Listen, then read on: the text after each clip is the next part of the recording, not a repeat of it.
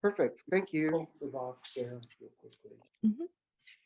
Okay, so will you help us out, please, Fang, in the English, slow and loud for blind, dumb, deaf, old Jim. What would be the use of the description by the Shruti of the qualities not large, etc., if they were the qualities of one other than the self, it being not an object of search? But if Brahman with these qualities is the self, the ideas such as largeness, smallness, etc., are negated from the latter.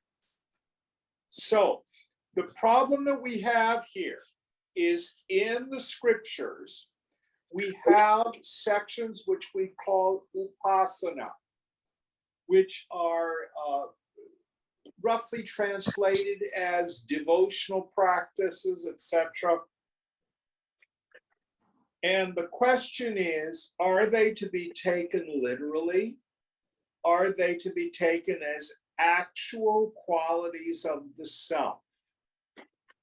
In addition, we have the teaching of reincarnation, and we have the idea of the Jivatma, the transmigrating soul. So what the verse is addressing here is, are these to be taken literally as ideas, descriptions of the self? Let me give you a very clear example. In Kathopanishad, there are mantras that say one should meditate on the self, the size of the thumb, located in the heart. Then it says one should meditate on the self as a flame located in the heart. So the question is your self a flame the size of your thumb in your heart? So here we're talking about qualities of largeness, smallness, flame-like, not like. Is it the size of the thumb? Is it bigger than that? Where is it located? What these are meditations in order for us to develop what in the Yoga Shastras we call dharana, concentration, single pointedness of mind. This is very important. First of all, in order to be able to have the mind absolutely balanced, it's like the edge of a knife. We must teach the mind to come to a single point.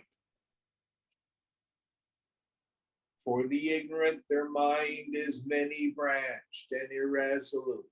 Blah, blah, blah, blah, blah. What about this, that, the other thing, past, future, I me mine, you yours, all that wonderful Yiddish word, mishigas, craziness.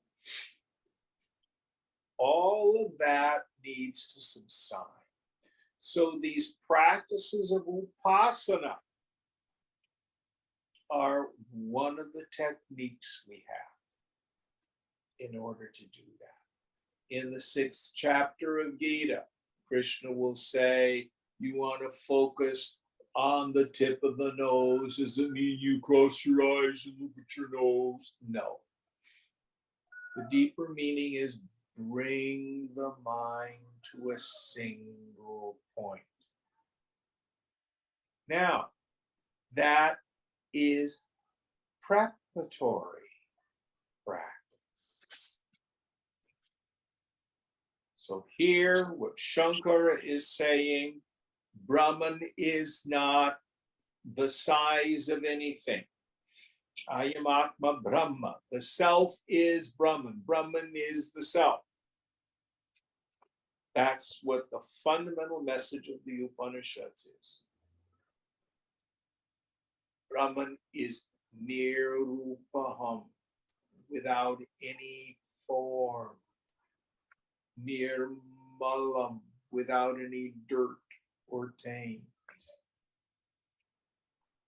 Nirvikara, absolutely, with no qualities, characteristics. Nirvikalpa, with no mood of any kind.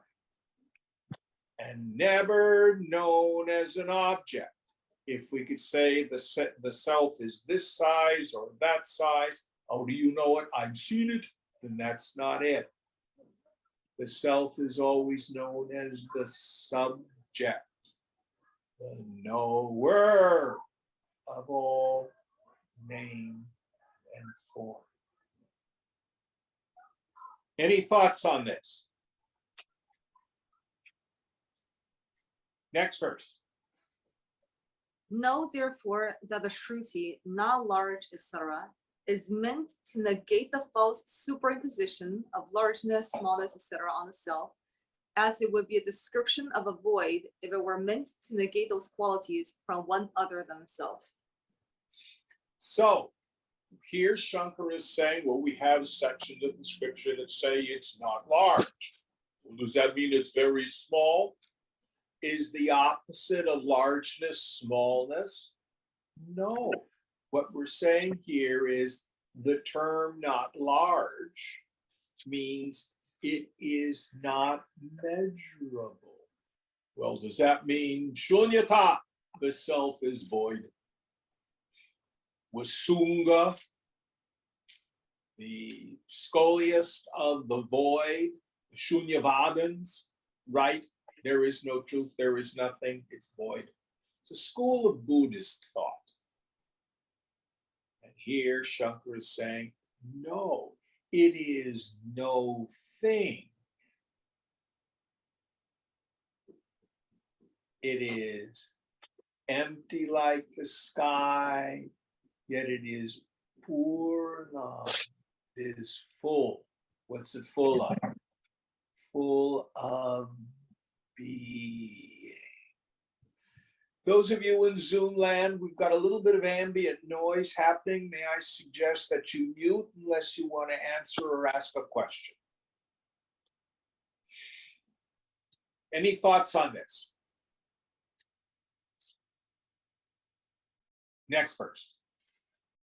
Moreover, the saying, devoid of the vital force, devoid of the mind and pure, would be unmeaning if these qualities were meant to be negated from one other than the individual self, the aspirant. Yes. So it's of no value to say that it is not the prana, not any of these other qualities, if it's meant to be something other than my own self. Remember, there is no thing, an entity called the jiva. Just like there's no such real thing called your dream body. The dream body is experience. The dream ego is experience. No one says it isn't experience. But what is it? It's a kind of vritti. It's a kind of thought. It's something imagined by the subtle intellect.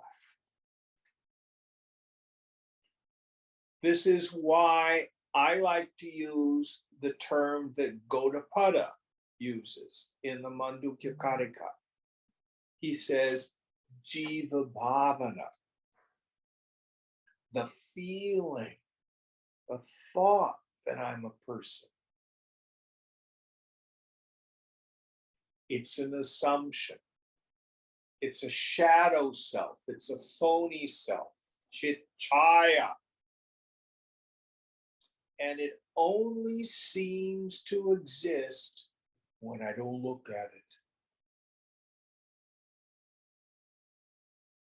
it. Introvert the attentive faculty, and the mind made very still, as it were in the space between your thoughts. Go look for this individual gem, this individual fang, this individual chirag. What do you find? I cannot find a person. Satchidananda Rupa. Life form is pure existence, pure consciousness. No sorrow, no nothing touches it.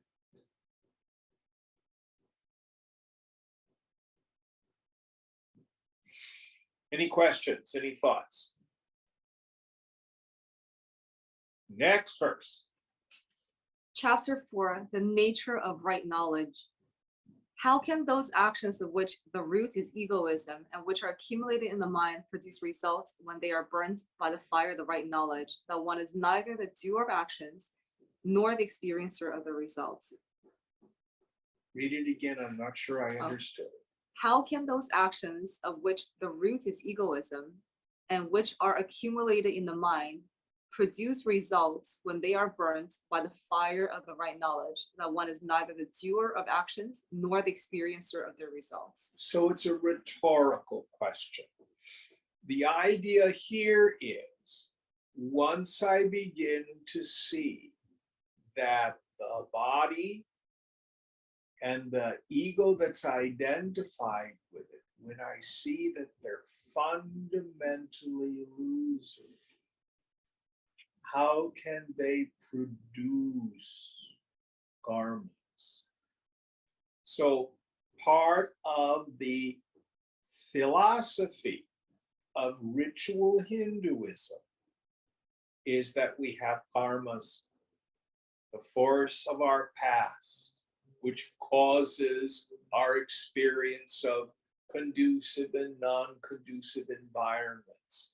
If I've accrued punya, merit in prior lifetimes, in this lifetime, I'll have a happy copacetic life. If on the other hand, I've been a jerk and I've done all sorts of bad things, and I will come in and I'll have a horrible life and I'll suffer terribly. So karma, the inevitable results of past actions. So what Shankara is driving at, let's use another example. If you have a dream, and in your dream, you're screaming at your mother, telling her what a horrible human being she is, and you wake up, do you need to call up your mother and apologize? No. Seen, but not be. Antithetically, if you have an erotic dream, all of a sudden a wonderful person is there and oh, you're having so much fun. Oh, this is wonderful. And you wake up when you're still single. Do you experience the results of the actions in the dream? No. So, with right knowledge, I watch the body, mind, and intellect. I watch the world of name and form. And I remember I am the consciousness that's never touched.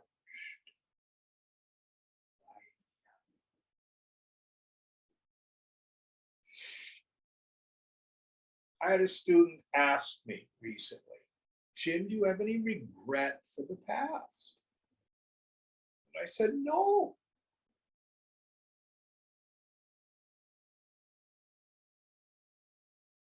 How can you regret regret. First of all, it was what it was.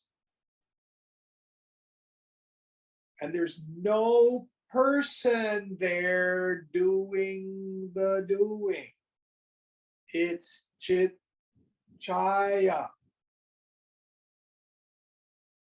You can look at who is the agent in two ways. Well, here, let me frame it this way. This is how Yoga Vasishtha says it.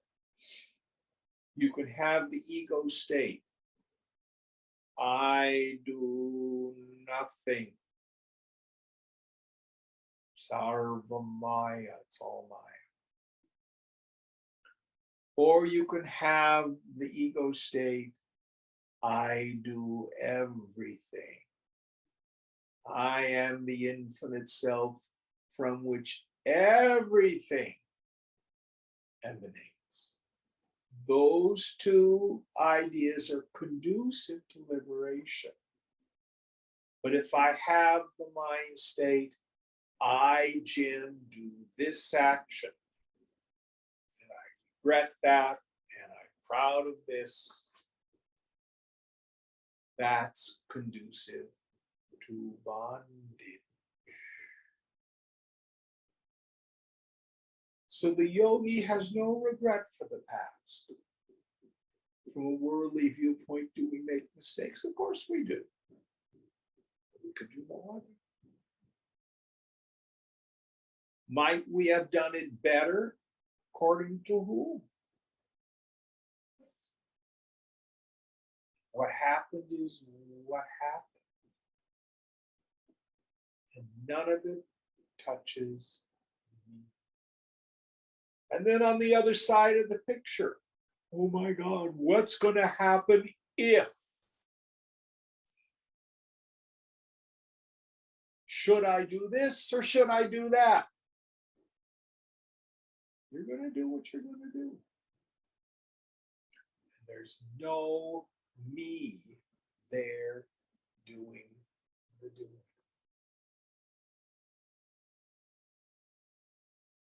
Don't worry.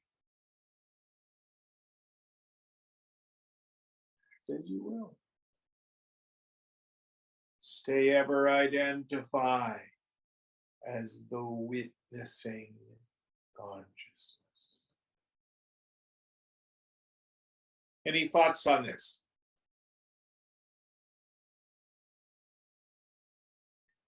Next verse.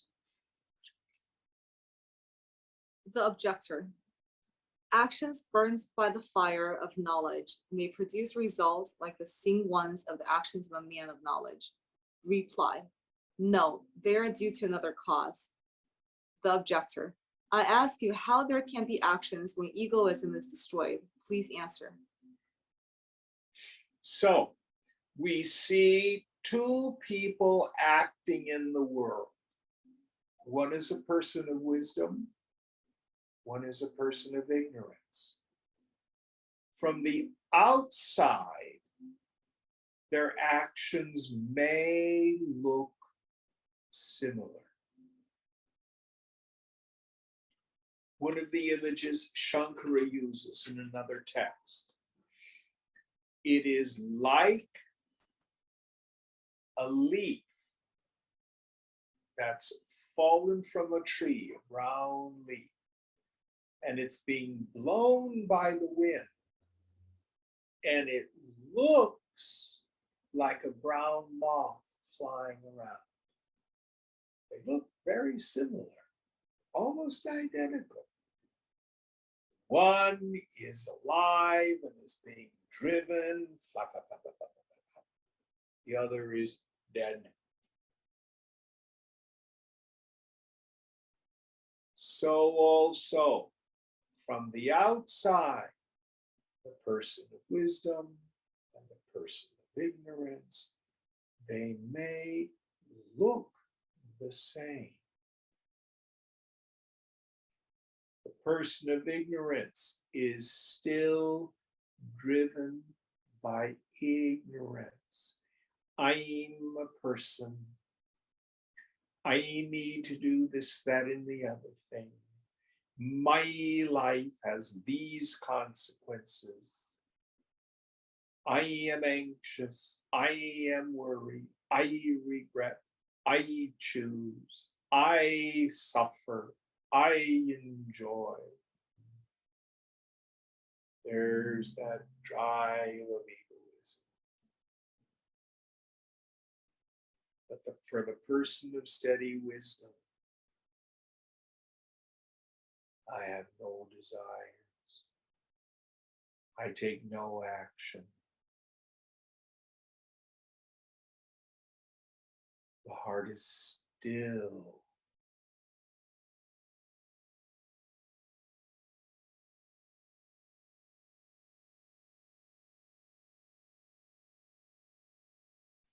In the Judeo-Christian tradition, we have this notion of Shabbat, of Sabbath, Sabbath rest. A good Jew is not supposed to work on the Sabbath. It's all based on what was written in the Hebrew scriptures. On the seventh day, God rested. But it's mystic symbolism for the person of steady wisdom.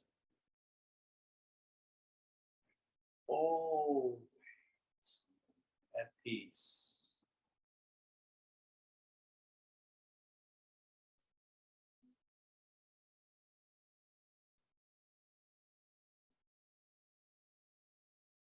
We're heading almost into the Easter season in the Christian church. After that will be the 50 days of Easter, which correspond to the period after the crucifixion and before the ascension of Jesus, when he appears to people. He's resurrected, but not yet ascended. And if you read some of these stories, he always greets people, peace be with you.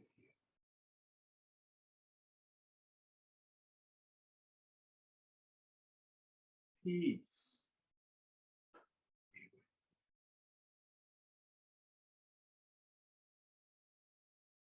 with you. We let all our strivings cease.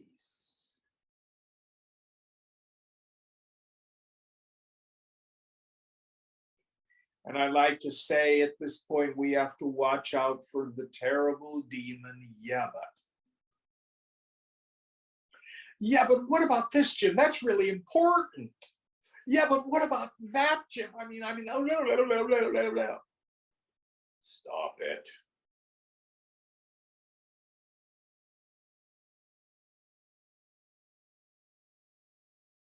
Let all our striving cease. Doesn't mean the equipment doesn't work. You just watch it fulfill its function in the society.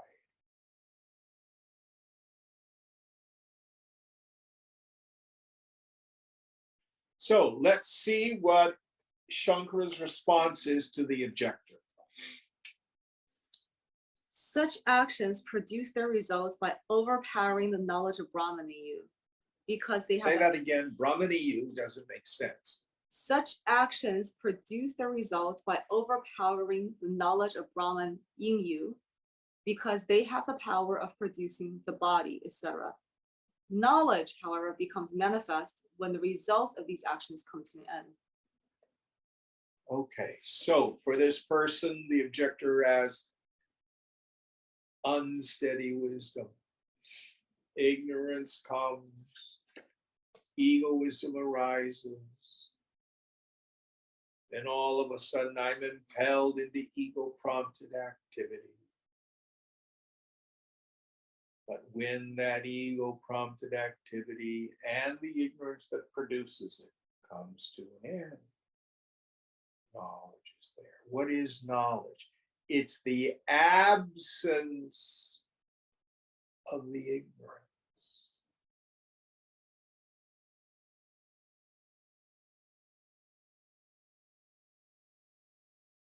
So many of us are in what I call this yo-yo state. I come to class, have a good, deep meditation. Self-nature is very clear. The unreality of the world is very clear. But Swamiji used to say, when people leave satsang, they leave the Vedanta on their asana, on their seat. Go out in the world and we re-identify. Then we suffer like anybody else. All of that is gone when our knowledge returns.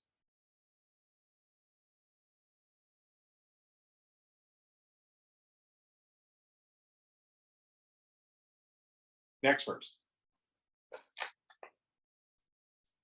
As knowledge and the experiencing of pain and pleasure are both results of actions that have given rise to the present body and have begun to produce results, it is reasonable that they are not incompatible with each other, but other kinds of actions are different in nature.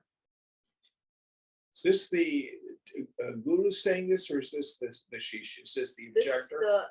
This is, I think, the guru saying this. Read it again, please. As knowledge and the experiencing of pain and pleasure are both results of actions that have given rise to the present body and have begun to produce results, it is reasonable that they are not incompatible with each other, but other kinds of actions are different in nature. And the footnote, do you want me to read a footnote? Please, here? I'm not sure what he's driving at. By other kinds of actions, that's footnote number 5. It's actions accumulated in previous states of existence and those that are done in this life after the realization of knowledge. Say it again. This is what he's defining as other kinds of actions that are different in nature. These are actions accumulated in previous states of existence and those that are done in this life after the realization of knowledge. I'm not quite sure. I have no idea what the whole point is getting at here. The overarching idea here is, why does the body of the person of wisdom continue to exist? Why does it move through the world? And there's the appearance of joys and sorrows, successes and failures, etc. Simply the force of the past. Now listen carefully. The dharma of the body is karma. The dharma of the self is Satchidana. We are born into this world because of the force of the past. The body is essentially an instrument for experience. Now, it's also the instrument for the realization of the self.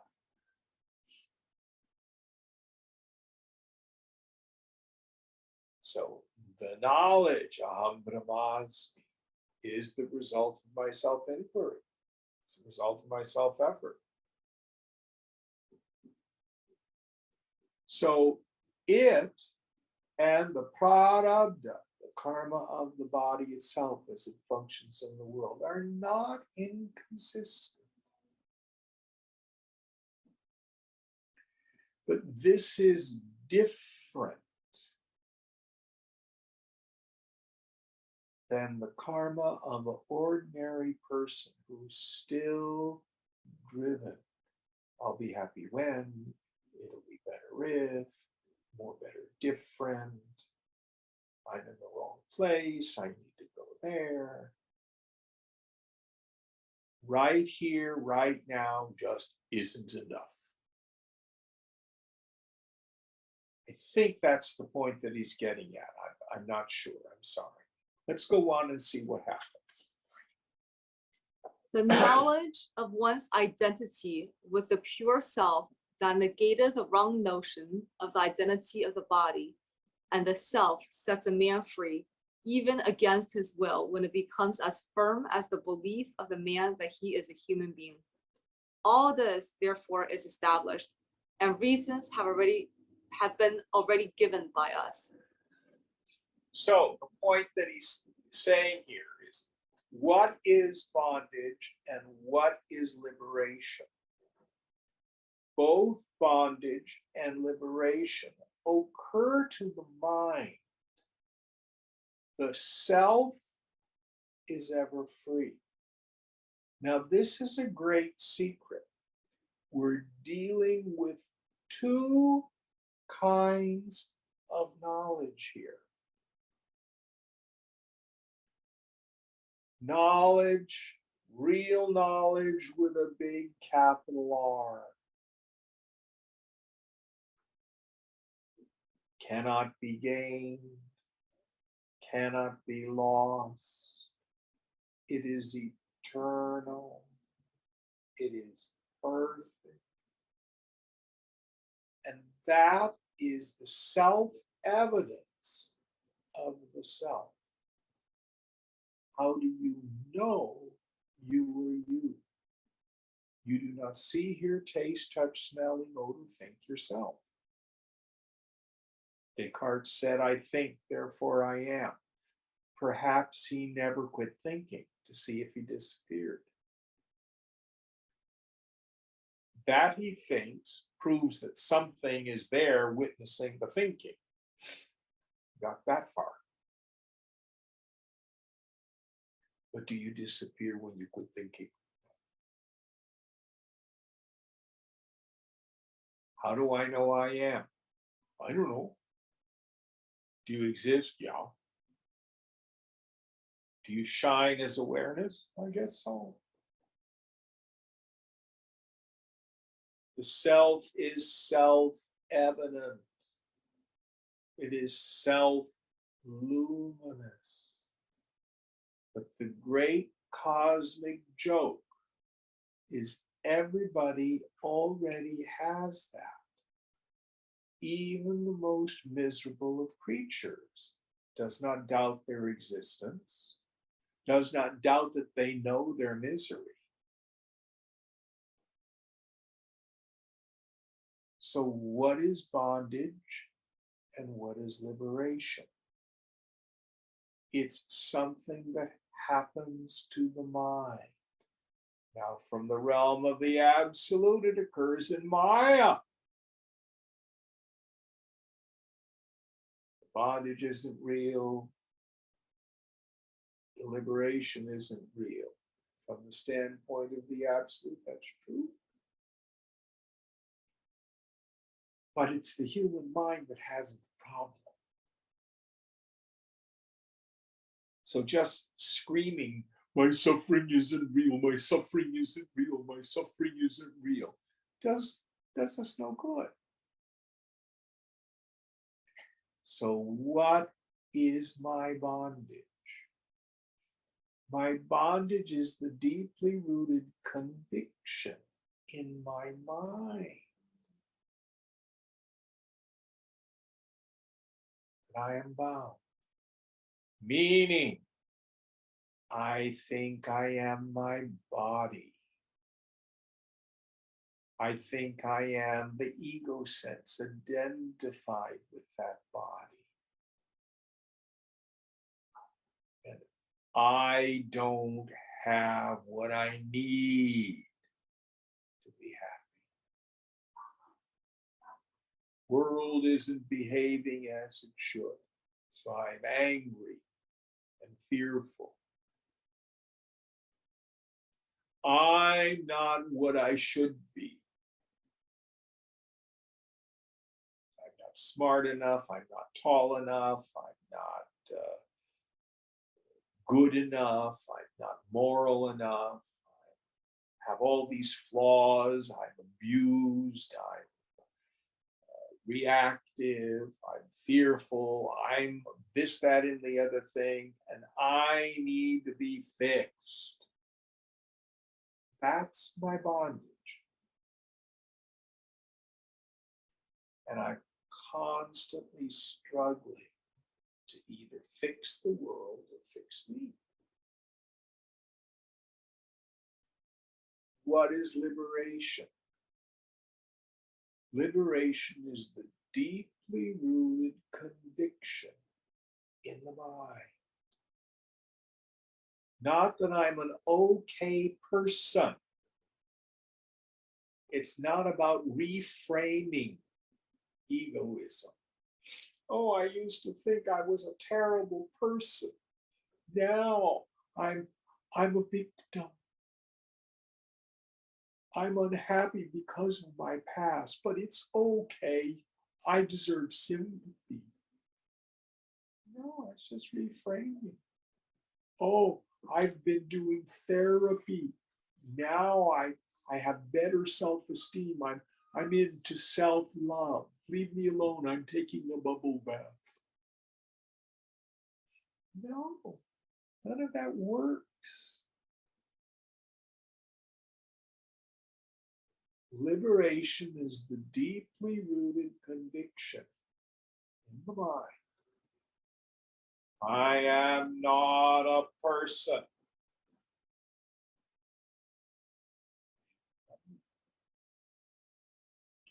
This does not come about through vain repetition. I am Brahman, I am Brahman, I am Brahman, I am Brahman. Won't work.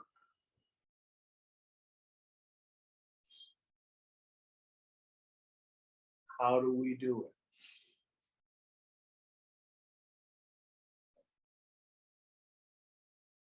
Marga Satya, the truth of the path, the fourth noble truth of the Buddha. This is the way to be permanently free from suffering. The way to be permanently free from this false identification.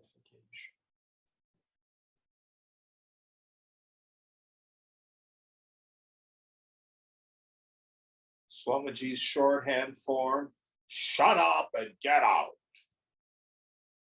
Doesn't mean get up and leave the satsang hall. Stop your mind. Get out.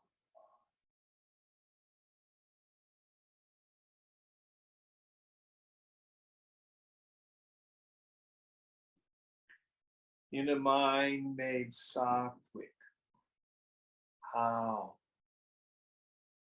Through intense renunciation. Letting go of attachment to the world. Letting go of any ideas.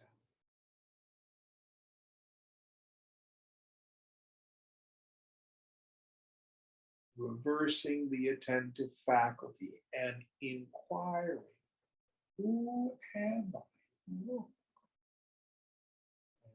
Body, energy, not the feelings, not the thoughts, and no thought of self. Well, who am I then? Chidananda. I'm of the form of bliss consciousness. Shivoham, Shivoham. Shiva. I am auspicious.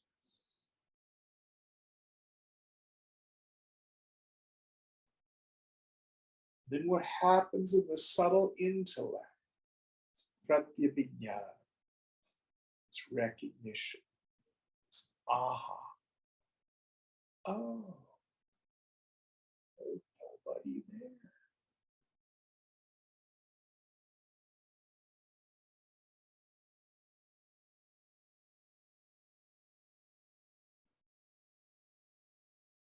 I like to say the shift between the dreamer and the waker is a gross shift. There I am in the dream world, identified with the dream body, and then the alarm goes off, and poof, it's gone. Now I'm the waker, I'm in my bed. Whoa, what a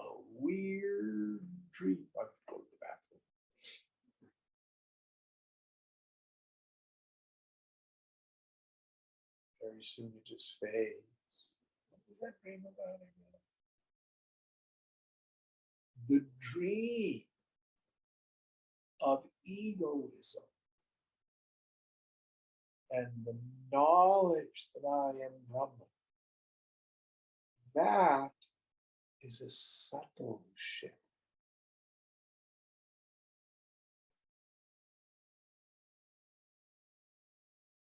But it's incredibly profound.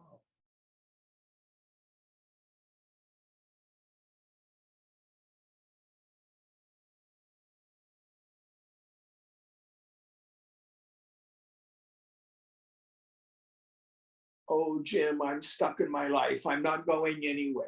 Wait a minute. What's stuck? Who's stuck? Where are you stuck?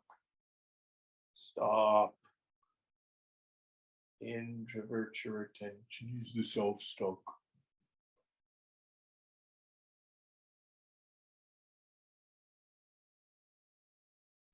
Is the equipment stuck? No.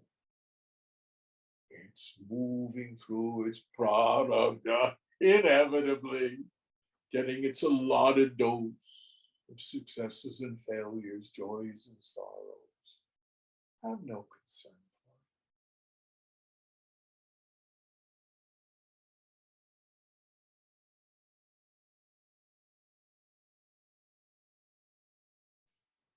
Sarvamaya, Sarvamananda. It's all Maya. It's all bliss.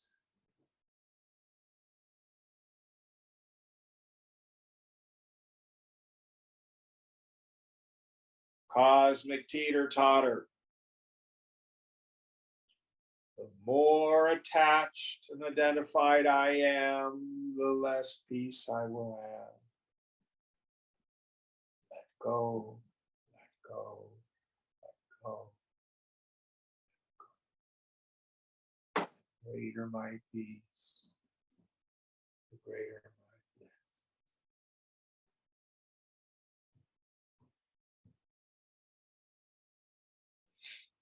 In the Art of Meditation class, in the beginning, I use the Four Noble Truths of the Buddha as kind of a frame to talk about the truth about pleasure. And I did some research because I was asking myself, well, I really don't know what these are in Sanskrit. You know, what are the actual words that tradition says that the Buddha taught? First one, dukkha satya, the truth of suffering. Life, the way most people live it, sucks. Well, they seem to be happy. They've got a good marriage. They have 2.3 children and a house. Do not know what goes on behind the front door.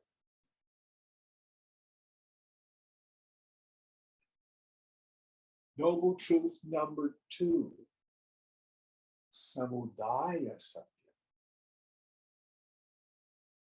That's the word that they use. It's attributed to the Buddha, samudaya, which means accumulation.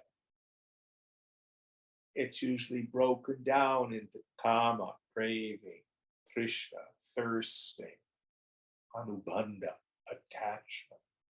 The actual word is samudaya, accumulation, accretion. Very, very similar to Vedanta's notion of vasana. I hold on to things, I grab things, I want to get rid of stuff. All these impressions. What's the cause of my suffering? Spiritual ignorance, craving that proceeds from it. Noble truth number 3, nirodha satya. Nirodha means cessation, or actually the binding or limiting back. freedom from craving is freedom from suffering. Ordinarily experience it. A normal person in ignorance experiences it in two states. One, the moment I satisfy a desire. Two, deep sleep. When I get what I want, the wanting temporarily stops. I don't care how bad my life is. Drink 3 glasses of wine, go to bed. It all goes away.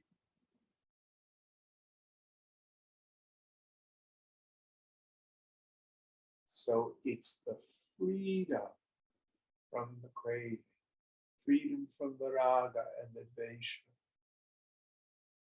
that brings me peace.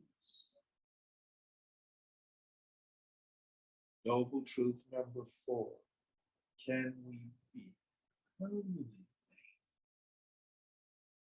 free from the tyranny?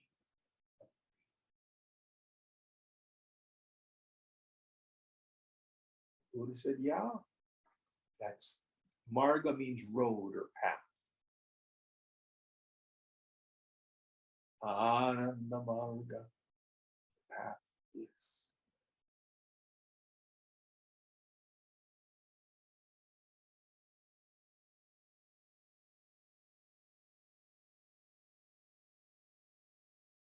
The way of silence, the silent way.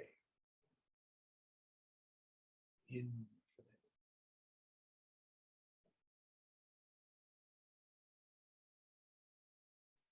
The yogi understands the mind free from all its accretions, all its accumulations. What is it we need to renounce? Really only one thing. Renounce the mind itself. What's the core of the mind? The I thought.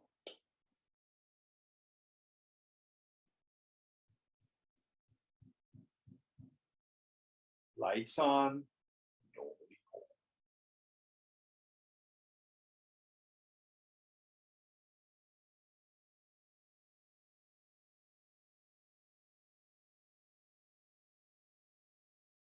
We've all had the experience of the truth of this. I like to use the example of you've got an appointment at 4 o'clock and you leave the house and you didn't leave enough time and you're caught in rush hour traffic. You keep trying to push the traffic with your heart. You tighten your stomach to see if you can make the traffic go faster. Anybody done that? And then it's 5 minutes to 4, you know, I'm not going to get there.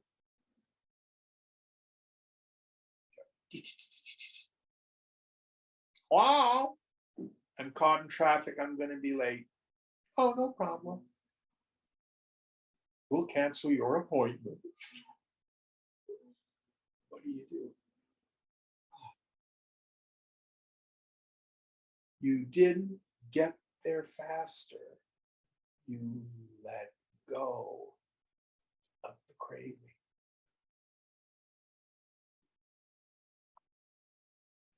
Mind you, it doesn't mean you get off the freeway. If they say, okay, get here as soon as you can, you still drive on the freeway. We let go of the stressing.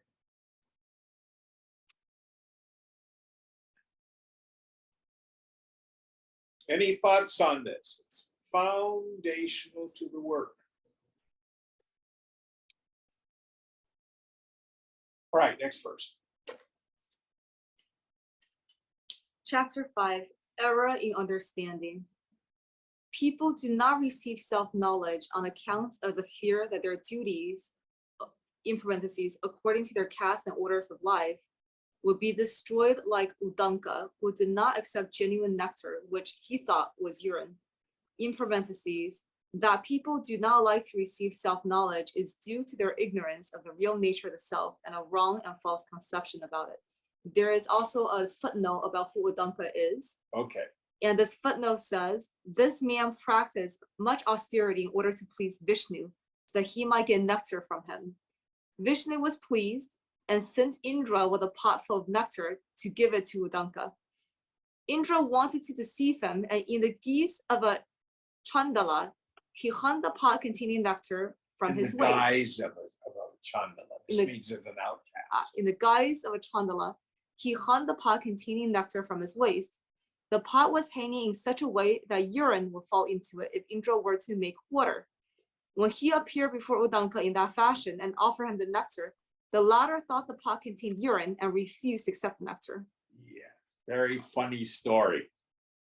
So I tell people frequently, quoting Krishna in Gita, easy to perform. Self-realization is not difficult.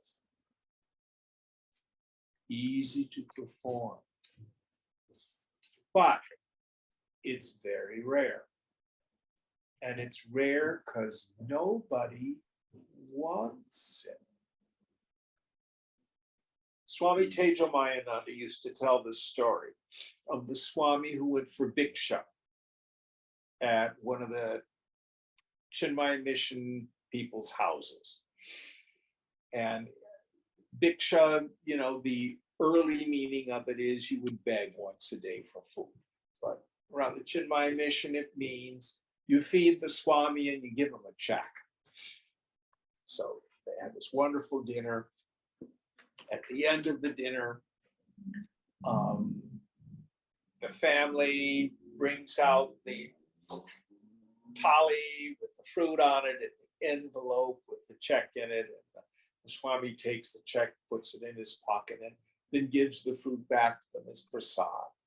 And then the head of the house gets down and touches the Swami's feet. He says, "Oh, Swami, you've done an incredible thing. You have given up the joys of this world." The householder was a wealthy man. And the Swami then gets down and touches the householder's feet. And the householder says, "No, no, no, Swami," and makes him get up. And the Swami says, "Oh, but you are the greater renunciant.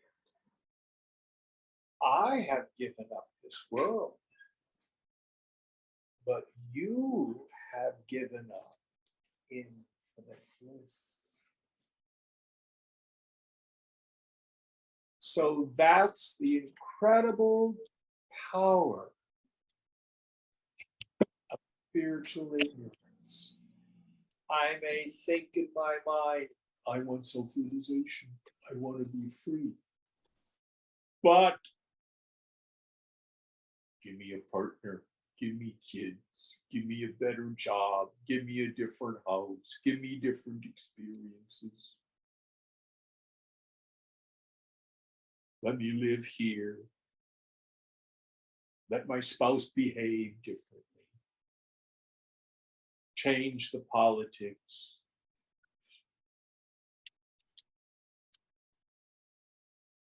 I'll be happy when, it'll be better if. I once had a student who had had some crushing disappointment, and they called me up and they said, "Well, I've been kind of doing the tantric thing. I've been, drinking and doing a few psychedelics and having some hookups and stuff like that, and I got my heart broken." And they said, "I like the tantric idea where you could have the world and have self-relationship at the same time." And I said, "Oh, you have a deep misunderstanding of Tantra. Both ways lead you to self-realization. But the Tantrika, the Agori, all of those paths that say, go into the world, go into the world. It's the slower path, and listen carefully. It's the more painful path. both lead to the same conclusion. Mahavairavya, intense renunciation by attachment to the world. The Tantrika, the Gaudi, does it through bitter experience. I'm going to get what I want. I'm going to get what I want. What is it about? Until finally we're beaten into reasonableness. Maybe this doesn't work. Sannyasi looks at the world, looks at their own life experience and says, enough. I've suffered enough.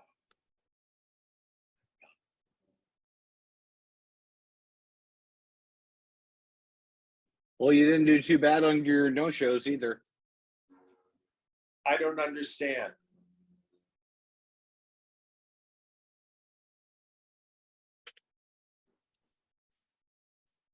Was that Justin? Sorry. I don't understand what you said, sweetheart.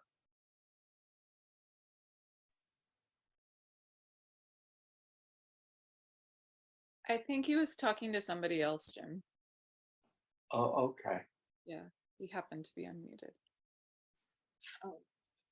So the whole point is, we are given the bucket of nectar, let go of the world, renounce the mind, renounce attachment, renounce identification. The promise is your mind will easily come home and abide in the self. But you and I say, well, oh yeah, that's intellectually very satisfying. Give me what I want. And if the world doesn't behave, let me beat it up or give it flowers. And if that doesn't work, I'll beat it up some more. And if that doesn't work, I'll give it more flowers. I want mine. This is serious business.